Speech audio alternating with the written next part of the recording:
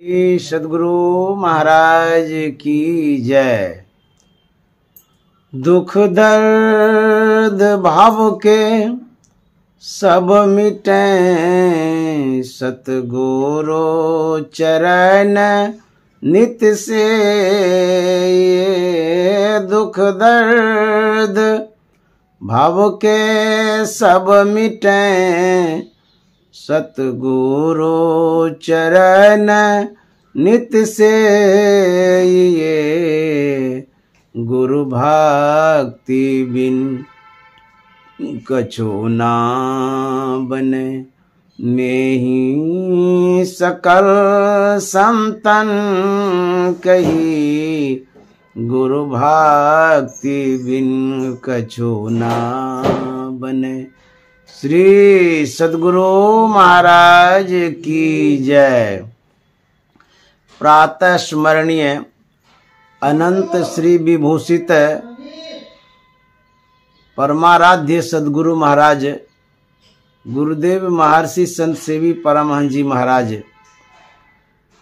कोलकाता के विशिष्ट सत्संग प्रेमी महानुभाव माता एवं बहनों, आज हम लोग किशन लाल अग्रवाल के आवास पर सत्संग कर रहे हैं। आज 8 फरवरी 2024 ईस्वी है। समय जाते देर नहीं लगती है, समय गया फिरता नहीं, झट ही करो निज काम। जो बीता सो बीतिया, अभो गहो गुरु नाम। गुरु महाराज कहते हैं कि समय जाते देर नहीं लगती है, और इस चलते फिरते समयों में, क्षणभंगुर समयों में क्या करना चाहिए। गुरु महाराज कहते हैं कि सतगुरु चरण टहल नित करिए, नरतन के फल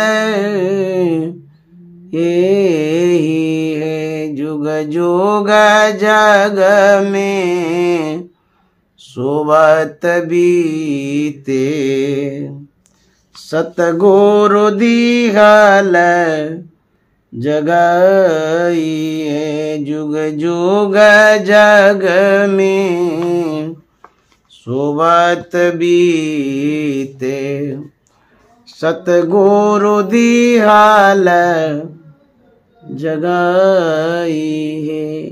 परमाराध्य सद्गुरु महाराज कहते हैं, जो समय जा रहा है उस समयों को कहाँ लगाएंगे, कैसे लगाएंगे, किस तरह से लगाएंगे, वो बता रहे हैं। आपका जो समय है वो सोने में, खाने में, आने में, जाने में, बतियाने में, कमाने में, पढ़ने में, पढ़ाने में, लेने देने में लगता रहता है। समय तो जाता है। यह सांसारिक जीवन का जो है आधार है, जो भौतिक जीवन में, व्यवहारिक जीवन में हम समय लगाते हैं।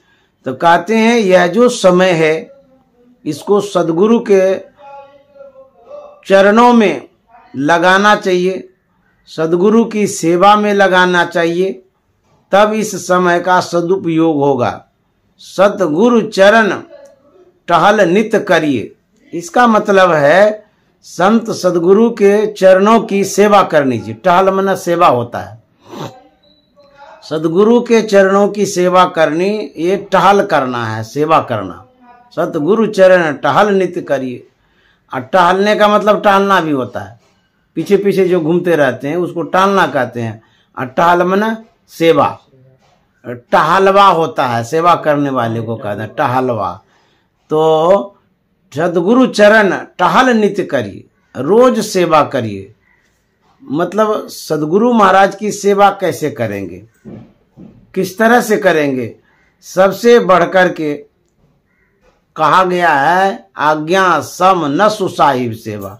जो आज्ञा का पालन करते हैं, सद्गुरु के आज्ञा का पालन करते हैं, कहते हैं उसके समान कोई सेवा ही नहीं है। तो सदगुरु की आज्ञा क्या है? कहते हैं सत्संग नित अरु ध्यान नित रहिए करत संलग्न हो, व्यभिचार चोरी नशा हिंसा झूठ तजना चाहिए। ये मुख्य आज्ञा है। बहुत तरह की आज्ञाएं होती हैं, सिर्फ इतनी आज्ञा नहीं है एक सत्संग और ध्यान करिए। ये सारा आज्ञा है, मूल आज्ञा है, जीवन के लिए जरूरी आज्ञा है। वैसे तो गुरु महाराज जो प्रवचन किए हैं, प्रवचनों में जो भी कहें उनकी आज्ञा है, उनका विचार है, हम लोगों के लिए आदेश है। तो सदगुरु महाराज ने जो प्रवचन किया है, उनके वचनों में जो हम लोग सुने हैं या जो पढ़ते हैं, उनकी आज्ञा है। सब जितना वचन सदगुरु महाराज का, सब उनकी आज्ञा ही आज्ञा है। हम लोग जो संतवाणी पढ़ते हैं, जो गुरुवाणी पढ़ते हैं, शास्त्रवाणी पढ़ते हैं, सिद्धवाणी पढ़ते हैं, वो सब आज्ञा है। वेद पढ़ते हैं तो वेद में जो कुछ भी पढ़ते और सुनते हैं उसकी आज्ञा है।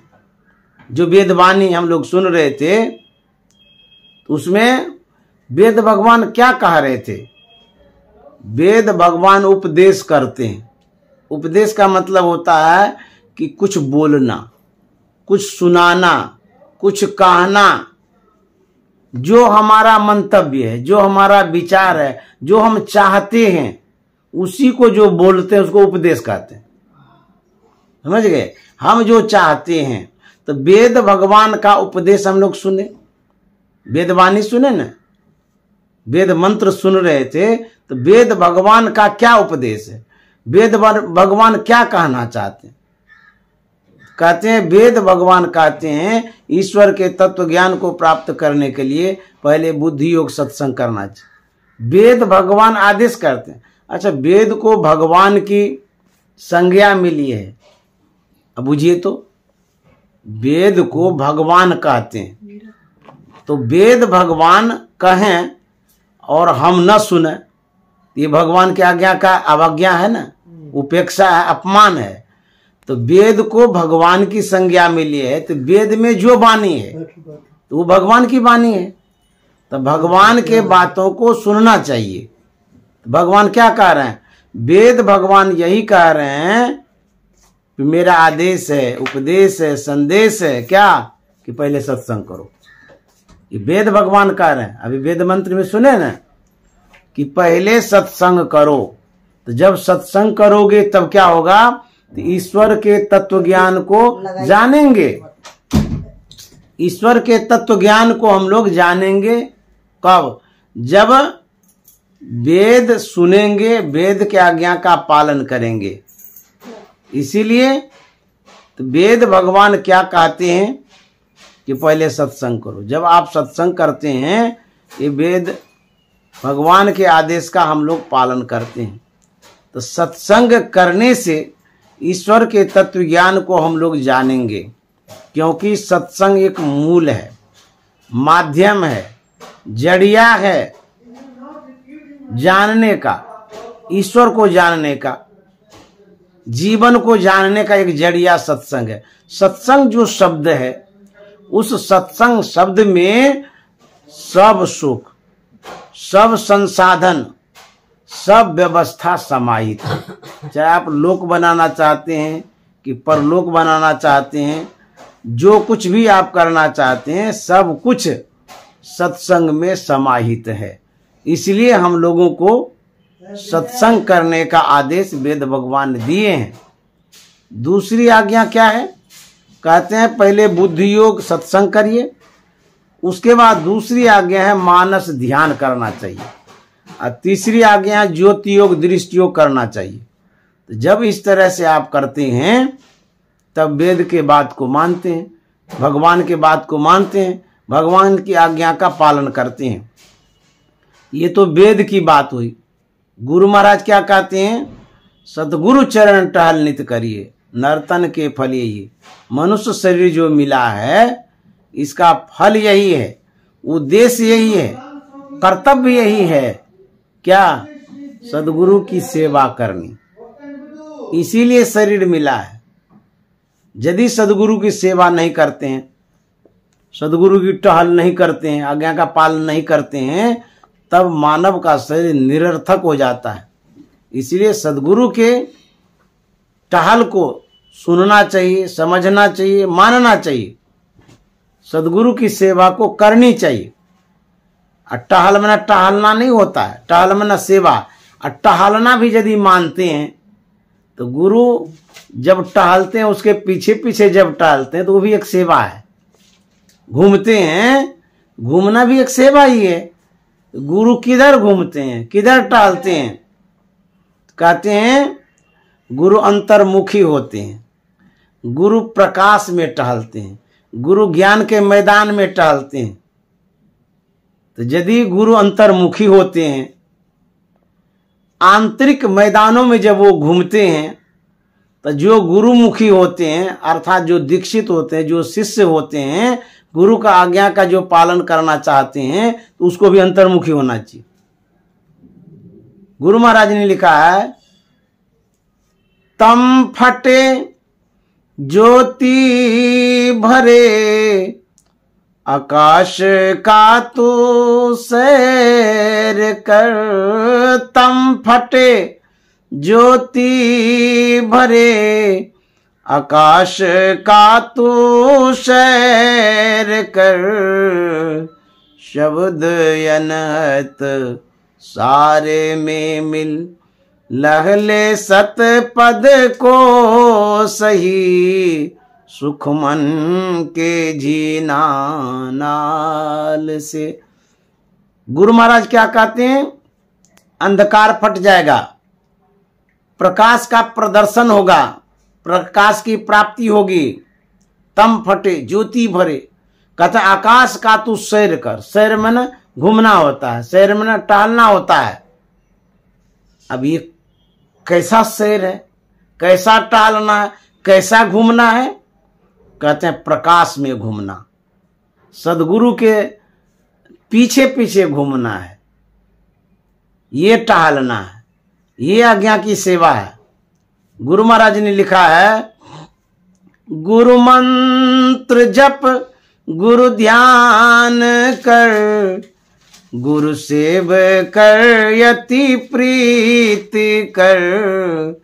गुरु की आज्ञा मान प्यारे कर सदा गुरु की कही। सुख मन के जीना नाल से। गुरु महाराज कहते हैं, गुरु मंत्र जप गुरु सेव कर अति प्रीत कर। गुरु की आज्ञा मान प्यारे कर सदा गुरु की कही।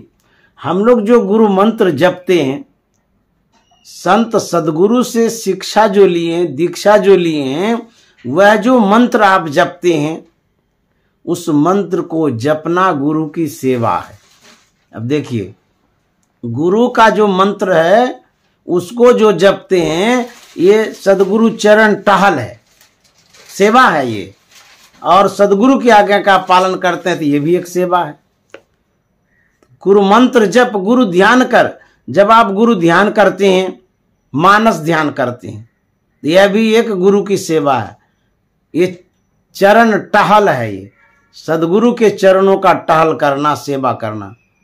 कहते हैं गुरु की आज्ञा मान प्यारे। तो गुरु की क्या आज्ञा है? मानस जप, मानस ध्यान, ये जो करते हैं ये गुरु की आज्ञा है। दृष्टियों की क्रिया नादानुसंधान करते गुरु की आज्ञा है। गुरु की आज्ञा मान प्यारे कर सदा गुरु की कही। गुरु महाराज ने जो कहा है उसके कहे अनुसार सदा करना चाहिए, बराबर करना चाहिए, रोज करना चाहिए। तो हम लोग मानस जप, मानस ध्यान, दृष्टि योग, नादानुसंधान जो करते हैं ये गुरु की आज्ञा है, और यही आज्ञा गुरु की सेवा है। तो कहते हैं सदगुरु चरण टहल नित करिए। यदि आप चरण की सेवा समझते हैं तो कौन सा चरण, किस चरण के विषय में गुरु महाराज ने कहा है? यदि आप स्थूल दृष्टि से देखेंगे, बाह्य दृष्टि से देखेंगे, सांसारिक दृष्टि से देखेंगे, तो जो स्थूल शरीर गुरु का है, उस शरीर में जो चरण है, क्या उस चरण के लिए कहा गया, उस चरण की सेवा के लिए कहा गया है। कहते वो भी चरण सेवनीय है सदगुरु का। जो हम लोग बाह्य पूजा करते हैं, सगुन पूजा करते हैं, सदगुरु के चरणों की पूजा करते हैं। जैसे गुरु आपके पास आ गए, गुरु आपके कुटिया में आ गए, गुरु आपके दरबार में आ गए, या आप गुरु के पास गए तो सदगुरु के चरणों को धोते हैं। ऐसा नियम है, श्रद्धा से लोग धोते हैं, सम्मान से धोते हैं। ये सदगुरु की विशेषता के कारण चरण धोते हैं। तो जो स्थूल चरण है उसको धोते हैं, फूल चढ़ाते हैं, प्रणाम करते हैं, करना भी चाहिए। ये एक सम्मान है। जो साधु महात्मा आपके यहाँ आते हैं, चरण धोना चाहिए। ऐसा हम गांव देहात में देखते हैं, थाली में लेकर के आते हैं और फूल वगैरह भी रहता है, लोटा से चरण धोते हैं। उसके बाद स्वच्छ कपड़े से, शुद्ध कपड़े से और नए कपड़ों से लोग पैर को पोंछते हैं। उसके बाद प्रणाम करके आसन देते हैं, बैठने के लिए बैठते हैं। ये सगुन भक्ति है, बाह्य भक्ति है, स्थूल भक्ति है, ये जरूरी भी है। यदि ये नहीं करेंगे फिर अंतर की भक्ति नहीं कर पाएंगे। यदि आए हुए अतिथियों का आप सत्कार नहीं करेंगे तो उन अतिथियों से आपको सुविधा नहीं मिल सकती है, ज्ञान नहीं मिल सकता है, सहयोग नहीं मिल सकता है। ये तो हुआ बाह्य भक्ति। जब हमारे गुरु महाराज शरीर में हैं तब तो ये सेवा करिए। और दूसरी वो जो ज्ञान ध्यान करने के लिए कहते हैं वो भी करना चाहिए। अच्छा, मान लिया जाए कि इन्हीं के गुरु शरीर में नहीं है, जैसे हमारे गुरु महाराज तो अब नहीं है शरीर में, तो हमारे गुरु महाराज जब शरीर में नहीं है, अब उनकी सेवा कैसे करें? बहुत लोग ये सोचते होंगे शरीर में तो है नहीं, कैसे सेवा करें, किस तरह की सेवा करें? तो हमारे गुरु महाराज ने एक आधार दिया, अवलंब दिया, बताया कि यदि आप सेवा करना चाहते हैं तो उनकी सूक्ष्म सेवा करिए। उनकी सेवा साधना परक होती है। जैसे कि मानस जप करते हैं, ये गुरु की सेवा है। मानस ध्यान करते हैं, गुरु की सेवा है। नादानुसंधान करते हैं, गुरु की सेवा है। और जो प्रातःकालीन स्तुति विनती करते हैं, ये भी सेवा है, क्योंकि ये भी आज्ञा है उनकी।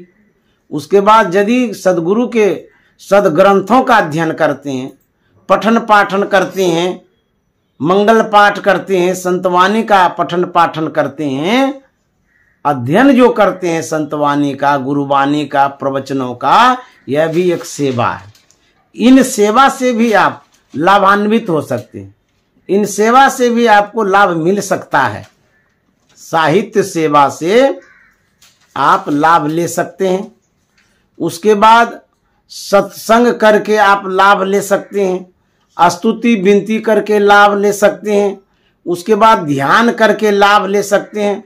और भी सदगुरु के विषय में, महापुरुषों के विषय में यदि आप चर्चा करते हैं, बातचीत करते हैं, बोलचाल करते हैं, वहां भी आपको गुरु की सेवा का लाभ मिलता है। क्योंकि सदगुरु के विषय में यदि आप चर्चा करते हैं, यह भी एक सेवा है। जैसे मान लिया हम ट्रेन में चलते हैं या प्लेन में चलते हैं। अभी हम गए थे रायपुर प्लेन से, तो वहाँ भी कुछ लोग ऐसे थे बगल में बैठे, उनसे भी कुछ बातों की चर्चा हो गई। तो सदगुरु की चर्चा आप जहाँ करते हैं, घर में, चौक में, चौराहे में, मैदानों में, ट्रेन में, प्लेन में या गाछ पर, कहीं भी आप चर्चा करते हैं, छत पर कर लीजिए, खेत में कर लीजिए, कहीं भी आप चर्चा करते हैं तो चर्चा सदगुरु की सेवा है। हम गांव देहात के महिलाओं को जब देखते हैं, जो माताएं लोग होती हैं, कृषि कार्य को संपादित जब करती है, खेत में जो माताएं लोग, भाई लोग काम करते हैं, चाहे कुदाल चलाते हैं, खुरपी चलाते हैं, हल चलाते हैं, अथवा कुड़ाई करते हैं या पानी पटाते हैं, कुछ भी काम करते हैं खेत में, वहाँ यदि वो संतवाणी गाते हैं, गाते हुए काम करते हैं, तो वह गुरु की सेवा है। जो आप गुणगान करते हैं। बहुत बार ऐसा देखा गया है, खेत में भी माताएं लोग भजन गा गा करके काम करती हैं। कोई फसल काट रही है तो उसमें अपना भजन भी गा रही है, संतवानी भी गा रही है, गीत भी गा रही है। जब मैं गांव में रहता था, मैंने देखा है भोर में माताएं लोग जब आटा पीसती थी तो जाता चलाती थी, उसमें भी वो अपने तरहों से जो उनको आता था वो गीत गाती थी। तो इस तरह से यदि संतवानी गाती हैं, गुरुवाणी गाते हैं, तो ये आपकी गुरु भक्ति है, गुरु की सेवा है और गुरु का टहल कर रहे हैं। गुरु महाराज कहते हैं, गुरु की आज्ञा मान प्यारे, कर सदा गुरु की कही। यदि गुरु के कहे अनुसार मानते हैं, करते हैं, तब क्या होगा? तब वो युक्ति बतलाएंगे। गुरु क्या युक्ति बतलाएंगे? कहते हैं वो अंतर के विषयों के विषय में उद्घाटित करेंगे, अंतर के विषय में बतलाएंगे। जो छिपी हुई बातें हैं, जो गौण बातें हैं, जो आप नहीं जानते हैं, उसी विषय में बतलाएंगे। कहते हैं गुरु की आज्ञा मान प्यारे, कर सदा गुरु की कही। उस नाल का झीना द्वारा गुरु तुझे देंगे बता। जब सदगुरु के कहे अनुसार चलेंगे, आज्ञा का पालन करेंगे, तो वो खुश हो जाएंगे। जैसे आपका बेटा है, बात मानता है, तो आप खुश होते हैं ना, प्रसन्न होते हैं, तो कुछ गिफ्ट देना चाहते हैं, कुछ प्रदान करना चाहते हैं। कोई भी व्यक्ति आपके अनुसार चलता है A to Z, तो आप प्रसन्न होते हैं कि नहीं, हम जो कहते हैं ये बात मानता है। तो जब आप प्रसन्न होते हैं, दिल आपका उदार हो जाता है, जब आपके हृदय में दया भावना आ जाती है, तो कुछ देना चाहते हैं। क्या देना चाहते हैं? आपके पास जो कुछ होगा वही नहीं देंगे। आपके पास जो सामर्थ्य होगा, चाहे भौतिक संपदा ले लीजिए, चाहे आध्यात्मिक संपदा ले लीजिए, चाहे आप कुछ रुपया दीजिए या ज्ञान दे दीजिए। तो कहते हैं गुरु की आज्ञा का पालन करेंगे तो वो क्या देंगे? कहते हैं उस नाल का झीना द्वारा गुरु तुझे देंगे बता। किस नाल का? नाल में छेद होता है, सूक्ष्म मार्ग को कहते हैं। अंतर में, आज्ञा चक्र में, सुषुम्ना में जो छेद है, जो एक मार्ग है, जो रास्ता है, बड़ा महीन है। कहते हैं उस महीन रास्ते के विषय में सदगुरु बतलाते हैं। भेद यह गुप्त पाना किसी ग्रंथ से है असंभव, समझ लो किसी संत से। कौन सा भेद? अंतर का भेद, आज्ञा चक्र का भेद, सुषुम्ना का भेद, और सदगुरु जानते हैं, मानते हैं, और सदगुरु उसी भेद को बतलाते हैं। ये जो गुप्त भेद है, जो हम लोग नहीं जानते हैं, तो कहते हैं उस भेद का रहस्य, राज सदगुरु बतलाते हैं। क्यों बतलाते हैं? जैसे मान लिया जाए आपकी बहू है, बड़ी आज्ञाकारिणी है, आप खुश हो जाते हैं, तो खजाने में जो कुछ भी आपने छिपा के रखा, चाहे वो रुपया हो कि गहना हो, कुछ भी हो, खुश होने के बाद कहते हैं बहू तुमको तो मैंने आज तक बताया नहीं, लेकिन ये देख लो अलमीरा में ये रखे हैं, हम क्या करेंगे, अब तुम ही उपयोग में लाओ। देखिए, जिसको आपने छिपा के रखा, देना नहीं चाहा, लेकिन जब आप प्रसन्न हो गए, वह भेद भी बता दिए और जितनी संपत्ति थी सब सुपुर्द कर दिए। क्यों? आपको विश्वास हो गया कि मेरे विचार के अनुरूप बहू है, मेरे संस्कार के अनुरूप बहू है, जिस तरह से मैं चाहती हूं उसी तरह की मेरी बहू है, तो दोनों में तो भिन्नता है नहीं, तो भेद कहां से रखेंगे? भेदे खोल देते हैं, उद्घाटित कर देते हैं, रहस्य को जता देते हैं कि चलो चलो तुमको ये जो है ना, ये तुमको समर्पित कर देते हैं, सुपुर्द कर देते हैं, ले लो तुम, तब दे देते हैं। उसी तरह से सदगुरु चरण टहल जब करेंगे, उनकी सेवा करेंगे, आगे का पालन करेंगे, तो वह चीज बताएंगे जो चीज संसार के लोग नहीं बता सकते हैं, संसार के लोग नहीं जानते हैं, संसार के लोगों से दूर की चीज है, छिपी हुई चीज है। तो क्या संसार के लोग भीतर के भेद को बताएंगे? कभी नहीं बताएंगे, उसको आता ही नहीं है। तो कहते उस नाल का जीना द्वारा गुरु तुझे देंगे बता, तुमको बता देंगे वह राज और रहस्य।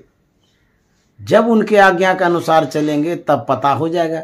जब शिष्य को पता हो जाता है तब उनके लिए सब सुख सुविधा हो जाती। जैसे मान लिया बहू को आप बता दिए यहाँ गहना है, जेवर है, रुपया पैसा है, जब बता ही दिए और उसके बाद दे भी दिए, तो दे दिए तो उसको कौन चीज की कमी रही?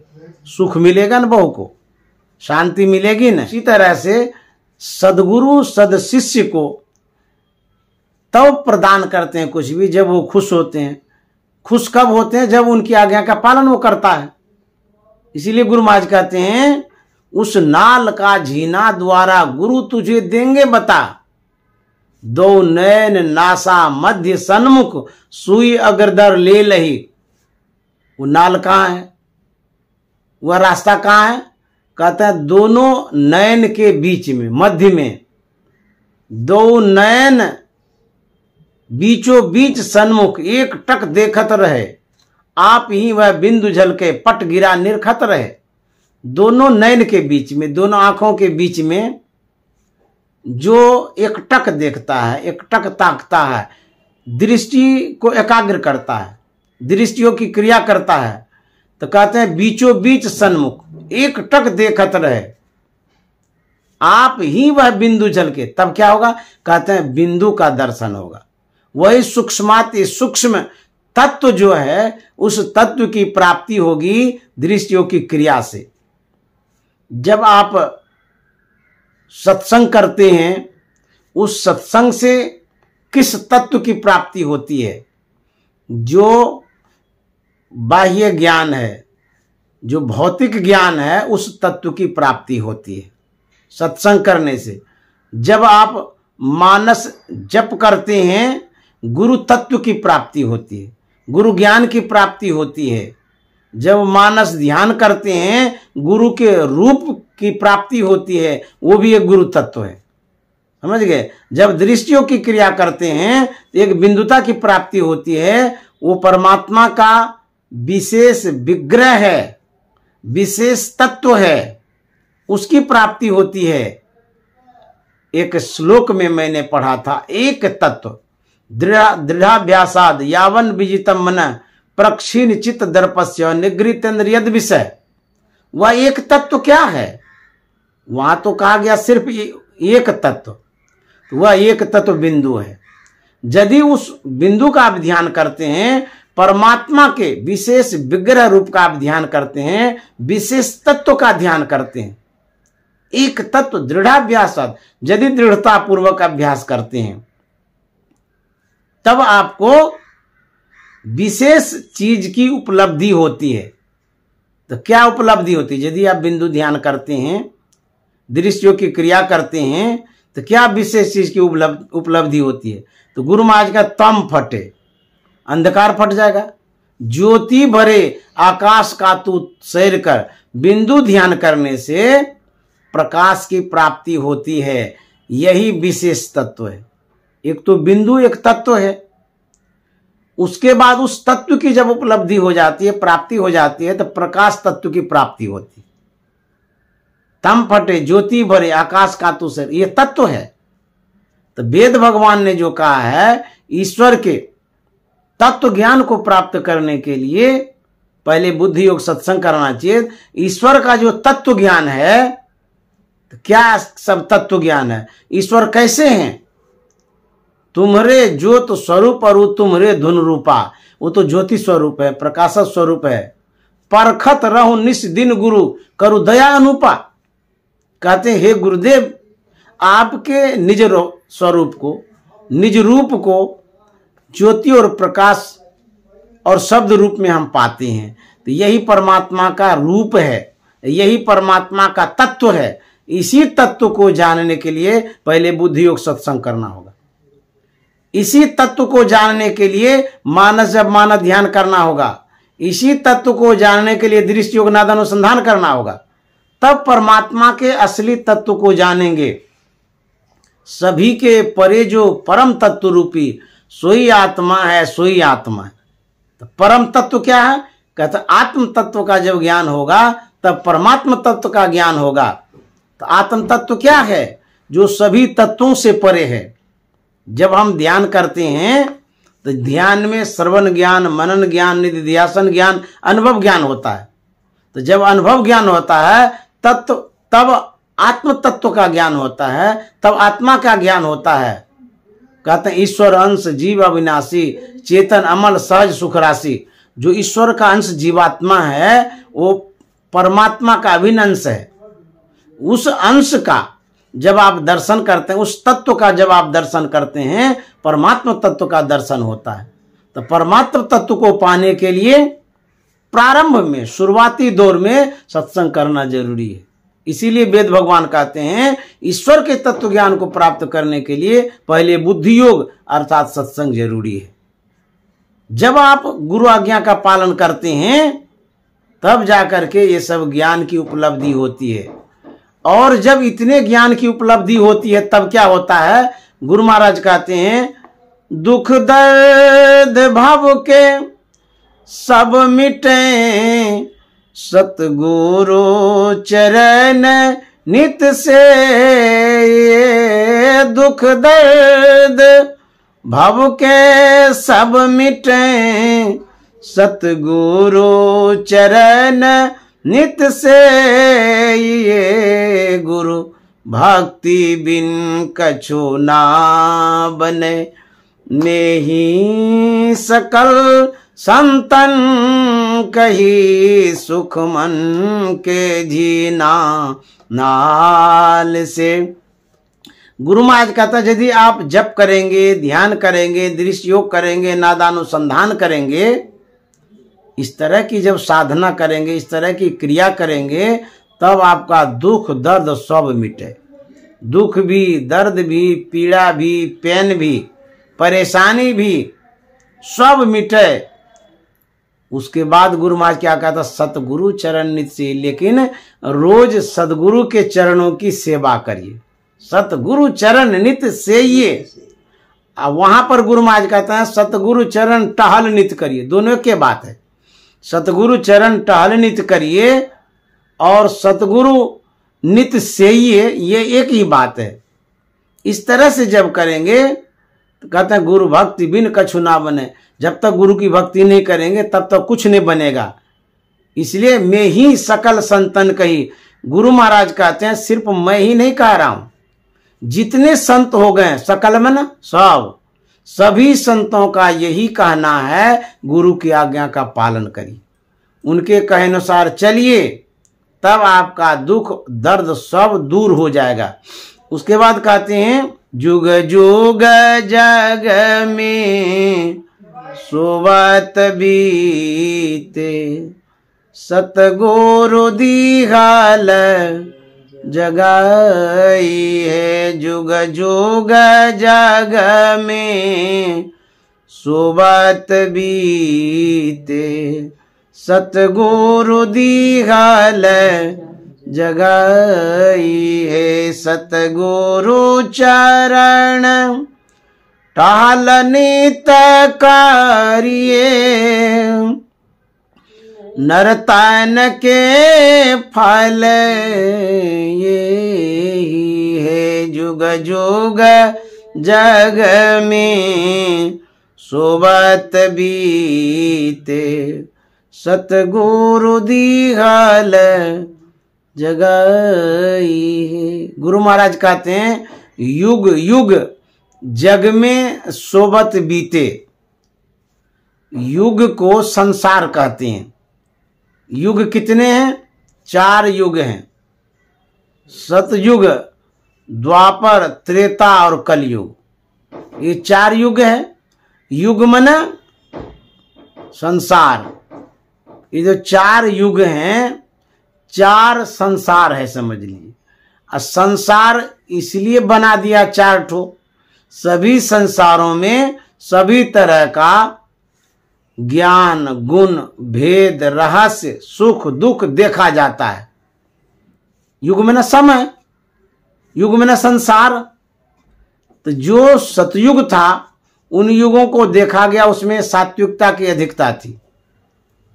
उसके बाद और भी युग जो आया उसके विशेषता को देखा गया। जो कलयुग है उसमें कहते हैं कि अधिक से अधिक अनर्थ अन्याय होता है। विशेष रूप से लोगों के जीवन में काम, क्रोध, लोभ, मोह, अहंकार देखा जाता है। तो कलयुग की ये पहचान है। तो ये जो युग है, इन युगों में प्राणी आता है, जीव आता है, मानव आता है, जानवर आता है। कहते हैं इन युगों में हम भटकते चले गए, अटकते चले गए, लटकते चले गए। युग युग जग में सोबत बीते। सोने का मतलब ये नहीं है कि हम रात भर जो सोते हैं, इसमें तो हम सोते ही हैं, शरीर भाव से सोते हैं, भौतिक भाव से सोते हैं। लेकिन एक सोना यह भी होता है अज्ञानता का सोना, अंधकार में सोना, बुद्धिहीनता में सोना। यह जो सोना है गुरु महाराज का युग युग जग में सोबत बीते। आज से नहीं, जब से जन्म लिए जिस जिस युग में हम गए उन युगों में हम अज्ञानता में रहे, अंधकार में रहे, भटकते रहे, अटकते रहे। शरीर भाव से तो सोते ही थे, अभी भी लोग तो सोता ही है। लेकिन जिनके पास ज्ञान नहीं है, जो अंधकार में है, वो अभी तक सोए हुए हैं। जुग जुग जग में सोबत बीते, सोते सोते ही बीत गया। जिसके पास ज्ञान नहीं है वो सोया हुआ है। ये मत समझिए कि हम मानव हैं तो जगे हुए हैं, या दिन में हम जगे हुए हैं। दिन में जगे हुए आप नहीं हैं, दिन में भी आप सोए हुए हैं, अज्ञान की अवस्था में।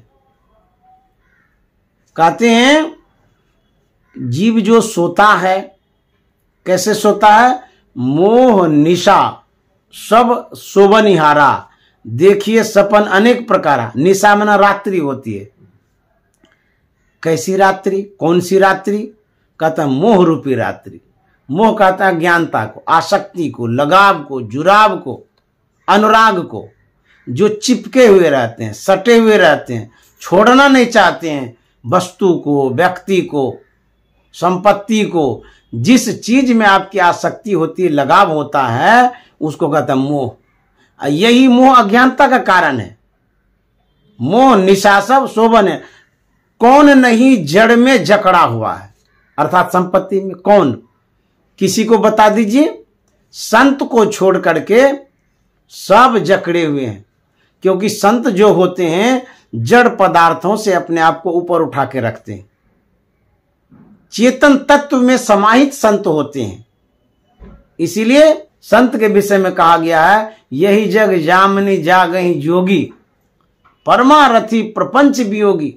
इस संसार में योगी जगे हुए रहते हैं और सब सोए हुए रहते हैं। क्यों? योगी जो होते हैं वो ज्ञान में प्रतिष्ठित होते हैं, प्रकाश में प्रतिष्ठित होते हैं, अज्ञानता से ऊपर उठे हुए रहते हैं, इसीलिए वो सोते नहीं हैं। तो कहते हैं कि संसार के लोग जो सब सोए हुए हैं, इसी कारण से युग युग जग में सोबत बीते। लेकिन संत सदगुरु क्या करते हैं? सदगुरु दिहल जगाए। देखिए कितनी बड़ी कृपा करते हैं। सदगुरु आते हैं, ज्ञान देते हैं, बोध देते हैं, विवेक देते हैं, वैराग्य की ओर बढ़ाते हैं, वही जगाते हैं। वो किस रूप से जगाते हैं? मानसिक रूप से जगाते हैं, मन को जगाते हैं, मन को उठाते हैं। गुरु महाराज ने कहा है, क्या सोबत गफलत के मारे, जाग जाग मन मेरे, यह धन धाम कुटुंब कबीला, सब स्वार्थ के चेरे, अपने अपने सुख के साथी, हिरण को सुख तेरे, जाग जाग मन मेरे, क्या सोबत गफलत के मारे, जाग जाग मन मेरे। सदगुरु महाराज जगाते हैं, शरीर से जगाते हैं नहीं, ज्ञान के द्वारा जगाते हैं, मन को जगाते हैं। गुरु महाराज कहते हैं अरे मन तुम क्यों सोए हुए हो, जाग जाग मन मेरे। गुरु महाराज ने ऐसा नहीं कहा जाग जाग शरीर, जाग जाग देही मन मेरे, ऐसा नहीं कहा, जाग जाग मन मेरे। अरे मन तू सोया हुआ है, तू उठो। तो हमारे मन को सदगुरु महाराज जगाते हैं, हाथ से उठाते हैं। हाथ से कैसे उठाएंगे, मन को देखबे नहीं करते तो उठाएंगे कैसे। मन तो सूक्ष्म इंद्रियां हैं, उन इंद्रियों को हम देख नहीं पाते हैं। तब सूक्ष्म यंत्र जो है वो ज्ञान का यंत्र है, ज्ञान सूक्ष्म यंत्र है। उसी ज्ञान के द्वारा सदगुरु महाराज मन को उठाते हैं, कहते जाग जाग मन मेरे। तो युग युग जग में सोबत बीते, कौन जगाते हैं, सदगुरु दियल जगाए, सदगुरु जगाते हैं। और गुरु महाराज कहते हैं अंधेरी आँखी सुझत रहे नहीं, थे पड़े अंधे अचेत। अंधेरी आँखी सुझत रहे नहीं, थे पड़े अंधे अचेत ही। करके रे पा गुरु भेद बताए, दृष्टि खोली मिटल अचेत है। करके रे पा गुरु भेद बताए, दृष्टि खोली मिटल अचेत ही। गुरु महाराज कहते हैं आंधरी आंख की सुझत रहे नहीं। आंधरी आंख का मतलब होता है जिस आंख में देखने की क्षमता नहीं है। जैसे कोई सूरदास होते हैं या किसी को बीमारी हो जाती है। जब बीमारी होती है तो आंख पर एक परत छा जाता है, डीम पर। उस परत छाने के कारण सूझता नहीं है। तो हमारे आंख पर क्या परत छा गया, कहता अंधरी आंख सूझत नहीं नाई। है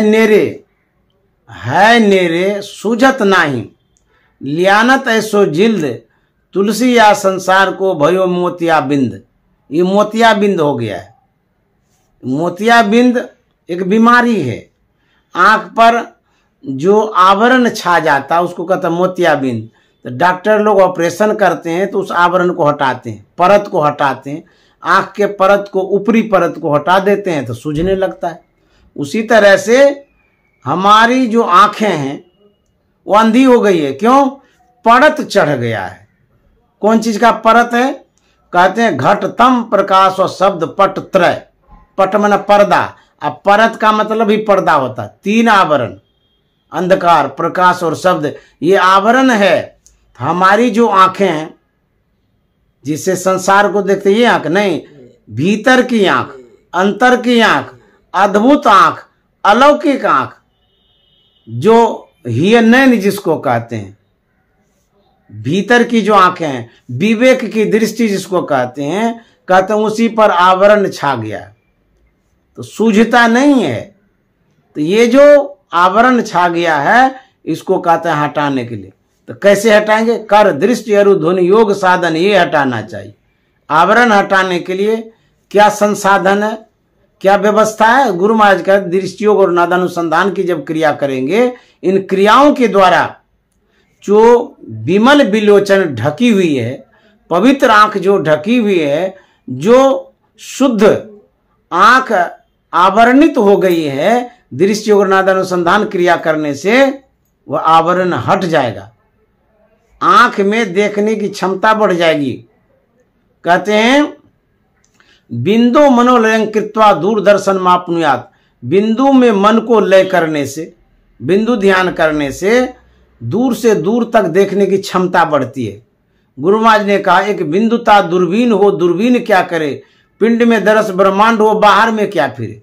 यदि एक बिंदुता की साधना करते हैं, बिंदु ध्यान करते हैं, तो कहते हैं आपके पास ऐसा यंत्र हो जाता है, ऐसा संसाधन हो जाता है, ऐसा माध्यम हो जाता है जो आप दूर से दूर तक देख पाते हैं। सकल दृश्य निज उदर मेली, सोई हरिपद अनुभव परम सुख, अक्षय द्वैत वियोगी। सकल दृश्य का मतलब सभी दृश्यों को वो देखता है योगी। आंख बंदे है और तब भी वो देखता है। कितनी क्षमता बढ़ जाती है। इसीलिए जब बिंदु ध्यान करते हैं तो वो आवरण हटता है। उघरई विमल विलोचन ही के, मिटही दोष दुख भव रजनी के, सूझई रामचरित मणि मानिक, गुप्त प्रगट जब जो जय खानिक। उघर जाता है। वही गुरु महाराज कहते हैं, आंधरी आंख सुझत नहीं रहे नाही, थे पर अंध अचेत है, अचेत अवस्था में पड़े हुए थे। और कहते हैं करी कृपा गुरु भेद बताए, दृष्टि खुली मिटल अचेत है। गुरु महाराज की कृपा होती है, जब वो भेद बतलाते हैं तब हमारी जो अचेतता है, हम जो बेख्यालों में हैं, हम जो संसार में भटक गए हैं, अटक गए हैं, कहते हैं सदगुरु महाराज भेद बता करके सचेत करते हैं, सावधान करते हैं और सुझाते हैं। गुरु महाराज ने लिखा है, ए अंध बने फिरते बाहिर और अंतर पथ भेद न थे जाहिर, थे अंध बने, सूरदास बने हुए थे, टटोल टटोल करके जाते थे। कैसा सूरदास?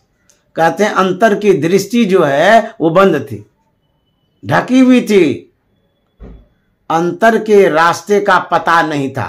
बाहर में तो सूझता ही था, भौतिक जगत में तो हम देख ही लेते थे, लेकिन अंतर के जगत में नहीं देख पाते थे, क्योंकि अंतर की जो आंखें थी वही ढकी हुई थी। वही गुरु महाराज कहते हैं, थे अंधे बने फिरते बाहिर और अंतर पथ भेद न थे जाहिर। ये बाहर पथ नहीं, बाहर का भेद नहीं, भौतिक भेद नहीं, अंतर पथ, अंतर का जो रास्ता था, उसका जो भेद था, रहस्य था, मुझे पता नहीं था। उद्घाटन किसने किया? हमें बोधि बुझाए सुझाए दिया। किसने? गुरु साहब बाबा देवी ने हमें बोधि बुझाए सुझाए दिया। गुरु साहब बाबा देवी ने संतन मतभेद प्रचार किया। गुरु महाराज कहते हैं, हमें तो अंतर में दिखता नहीं था, अंधी आंखें थी, थे अंध बने फिरते बाहर, बाहर में जो भटक रहे थे, अंतर का रास्ता पता ही नहीं था। तब उसका उद्घाटन गुरु साहब बाबा देवी ने किया। कहते हैं हमें बोध बुझाए सुझाए दिया, हमें बोध दिया। और बोध का मतलब होता है ज्ञान, बुद्धि, विवेक। जैसे अभी आप सत्संग करते हैं, ये बोध है। उसके बाद कहा था बुझाए। बुझाने का मतलब क्या होता है? बुझाने का मतलब होता है जो बात सुनाया जाता है, जो बात कही जाती है, जो आप सुनते हैं, हो सकता है सभी बातें आप नहीं समझ पाते होंगे, तो उन बातों को सुझाते हैं, समझाते हैं, अर्थ बताते हैं, उसको कहते हैं बोध बुझाए, बुझा देना। कहते हैं हम बूझ नहीं रहे हैं, हम समझ नहीं रहे हैं, इसीलिए दोबारा बता दीजिए। इसको कहते हैं बुझाना। उसके बाद सुझाए दिया। सुझाने का मतलब होता है दिखाना। जैसे मान लीजिए बच्चे को कहते हैं कि किचन से, भोजनालय से एक बर्तन ले आओ, तो वह बच्चा कहता कहाँ है? कहीं बर्तन है लेकिन उसको दिख नहीं रहा है। आप उठ करके जाते हैं, कहते सूझता नहीं ये तो बर्तन है। तो आप जो दिखाते हैं जिन वस्तुओं को, उन वस्तुओं को जो देखने वाला है अच्छे ढंग से देखता है, तो उसको कहता सुझाना। सुझाना मतलब दिखाना। हम बोधि बुझाए सुझाए दिया। किन वस्तुओं को बाबा देवी साहब दिखा रहे हैं? वो एक बिंदु को दिखा रहे हैं, अंतर के तत्व को दिखा रहे हैं, अंतर के रहस्य को बता रहे हैं। तो बाबा देवी साहब ने सत्संग के माध्यम से सुनाया, उसके बाद सत्संग के अर्थों को बताया। जो संतवाणी में बातें छिपी हुई थी, जो रहस्य छिपा हुआ था, उनको बाबा देवी साहब ने बताया गुरु महाराज को। उसके बाद कहते हैं उसके अनुरूप गुरु महाराज को चलाया, अर्थात ध्यान करने के लिए कहा। ध्यान करके जो उपलब्धि होनी चाहिए नहीं हो रही थी, तो बाबा देवी साहब ने कृपा करके अपना पावर दे करके, शक्ति दे करके उस एक बिंदुता को प्राप्त करने के लिए सुझाया। हमें बोध बुझाए सुझा, हमने दिखाया। तो बाबा देवी साहब किस रूप में सुझाए? तो बाबा देवी साहब सूक्ष्म रूप से सुझाए। तो जो सद्गुरु होते हैं उसका एक रूप होता है सूक्ष्म वाला। अंतर के अंतिम तह में गुरु है, मन पता पाता नहीं, नैनों के तिल में ज्योति उनकी नजर में आता नहीं। अंतर के अंतिम तह में गुरु है। ये जो गुरु हैं परमात्म गुरु निकट विराजे जाग जाग मन में। ये जो गुरु हैं अंतर के गुरु हैं, सूक्ष्म गुरु हैं, अद्भुत गुरु हैं, अलौकिक गुरु हैं। तो कहते हैं अंतर के अंतिम तह में गुरु हैं। यही गुरु इसी रूप में बाबा देवी साहब ने बिंदु रूप को पकड़ाया, दिखाया, सुझाया। तो गुरु महाराज कहते हैं हम बोध बुझाए सुझाए दिया गुरु साहब बाबा देवी ने। तो किस तरह से बताया बाबा देवी साहब ने? बंद कराए पलक पट को, कहे बाहर में तुम मत भटको। बंद कराए पलक पट को, कहे बाहर में तुम मत भटको। सीधे सन्मुख सुख मन बिंदु को गहवाया बाबा देवी ने। सीधे सन्मुख सुख मन बिंदु। गहवाया का मतलब होता है पकड़वाना। अब जरा कल्पना करिए, जरा सोचिए, बाबा देवी साहब ने पकड़वाया। जैसे किसी बच्चे के हाथ में आप कुछ देते हैं, जैसे पेंसिल दे देते हैं, कलम देते हैं, कॉपी देते हैं, या रोटी देते हैं, कपड़ा देते हैं, कुछ भी देते हैं। तो जब देते हैं तो बच्चा पकड़ता है। तो बच्चा जब पकड़ता है उसी को कहते हैं गहवाना, पकड़ना। तो बाबा देवी साहब ने गहवाया, क्या पकड़ा दिया? बिंदु को पकड़ा दिया बाबा देवी साहब ने। तो कैसे कैसे पकड़ाया? कहते हैं पहले बंद कराए पलक पट, कहीं आंख बंद करो। आंख बंद कर करके ध्यान करने के लिए कहा। हम लोगों को गुरु महाराज ने कहा ना कि आंख बंद करो, ध्यान करने के लिए आंख बंद करना जरूरी है। जो कोई दीक्षा लेते हैं पहले उसको ध्यान करने के लिए आंख बंद करने कहते हैं। आंख कान मुख बंद कराओ। तो जब आंख बंद करते हैं तब सही ढंग से आप ध्यान कर पाते हैं। तो बाबा देवी साहब ने क्या कहा? बंद कराए पलक पट, आंख बंद करो, मुंह भी बंद करो। उसके बाद कहते हैं कि अंतर में मानस जप, मानस ध्यान दृष्टि योग करो। तो जब मानस जप, मानस ध्यान दृष्टि योग करते हैं तो एक बिंदुता की प्राप्ति होती है। तो जो गुरु सूक्ष्म होते हैं वही सूक्ष्म तत्व का ज्ञान देते हैं, प्रदान करते हैं। तो बाबा देवी साहब ने एक बिंदुता की प्राप्ति करा दिया, गहवाया बाबा देवी साहब ने। इस तरह से जब हम गुरु की आज्ञा का पालन करते हैं तब आपको विशेष लाभ मिलता है। वही गुरु महाराज कहते हैं सतगुरु चरण टहल नित करिए। टहल का मतलब सेवा, सदगुरु की सेवा करिए, आज्ञा का पालन करिए। उस आज्ञा के पालन में मानस जप, मानस ध्यान दृष्टि योग नद अनुसंधान है। उसके बाद सत्संग भी है, उसके बाद पठन पाठन भी है, जहाँ प्रवचन होता है वहाँ जब करते हैं तो वो भी है। इस तरह के बातों को जब आप करते हैं तो गुरु की आज्ञा का पालन करते हैं और आज्ञा पालन करके आप गुरु तत्व को प्राप्त करते हैं, गुरु के संसाधन को प्राप्त करते हैं, गुरु की कृपा को पाते हैं। इस तरह से गुरु कृपा पात्र वही बनता है जो गुरु सदगुरु चरण टहल नित करिए करता है, रोज रोज जो आज्ञा का पालन करता है। इस तरह से करने से हम लोगों को लाभ मिलता है।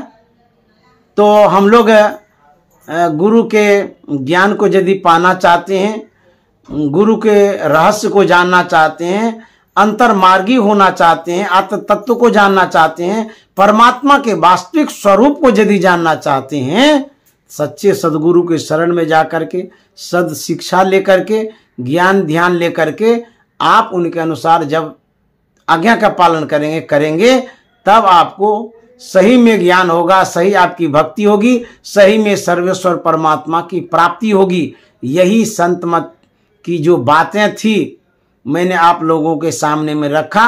मैं जो समझ पा रहा था, मुझे जितनी जानकारी थी, जो भौतिक ज्ञान था मेरे पास, वही आप लोगों के सामने में रखा और आप लोगों ने बड़े ध्यान से सुना। कलकत्ता शहर के आप लोग विशेष सत्संग प्रेमी हैं, विशेष रूप से आप ध्यान दे करके सुनते हैं, शिक्षित भी हैं, तो मैं आप लोगों को बहुत बहुत साधुवाद देता हूँ, धन्यवाद देता हूँ। इसी तरह से संत मत की बातों को सुनते रहें, गुरु आज्ञा का पालन करते रहें, इससे लोक और परलोक दोनों सुधरेगा। इन्हीं शब्दों के साथ वाणी में विराम देता हूँ। श्री सद्गुरु महाराज की जय।